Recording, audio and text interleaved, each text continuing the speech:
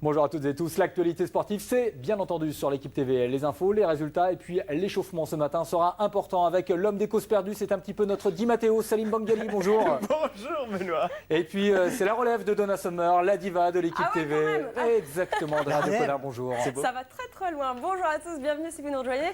Tout de suite, voici les titres préparés par Julien Desfresnes.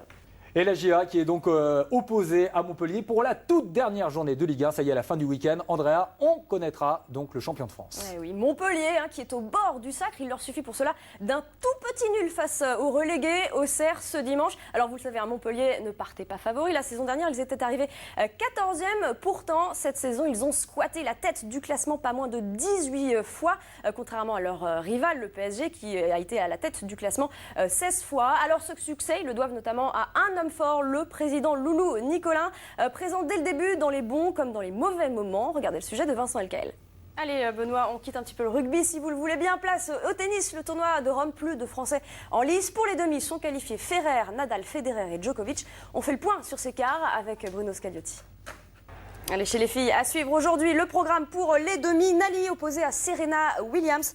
Maria Sharapova qui sera face à Angélique Kerber pour les demi-finales. La joie, la fête d'un côté et comme chaque fin de saison, les larmes de l'autre avec la déception du côté de Metz, Andrea. Et oui Benoît, combler une différence de 13 buts relevait du miracle.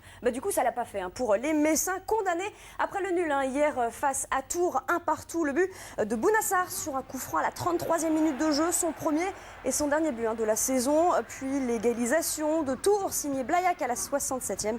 Forcément dans le camp messin on s'attendait à cette issue, la première relégation de leur histoire.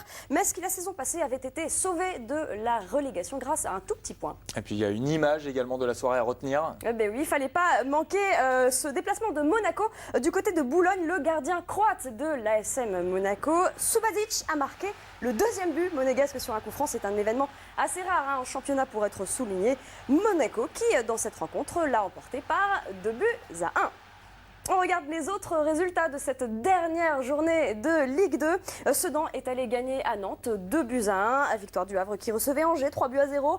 Guingamp est allé battre Châteauroux 2-0. Victoire de Clermont qui recevait Laval 2-0. Et puis Le Mans à l'Avignon 1-1. Au classement final, Bastia, Reims et Troyes sont donc en Ligue 1. Sedan prend la 4e place suivi de Clermont. Monaco est 8e devant Nantes. Lens est 12e. Premier non relégable Le Mans. Et puis dans le bas, bien sûr, Metz, Boulogne et Amiens sont relégués en national. Allez, pour terminer, je voulais vous montrer une dernière image. C'est la flamme olympique qui a été allumée par les rayons du soleil dans le site historique d'Olympie, qui a été remise à la princesse Anne, puis à David Beckham pour monter dans l'avion et qui est arrivé donc du côté de la Grande-Bretagne.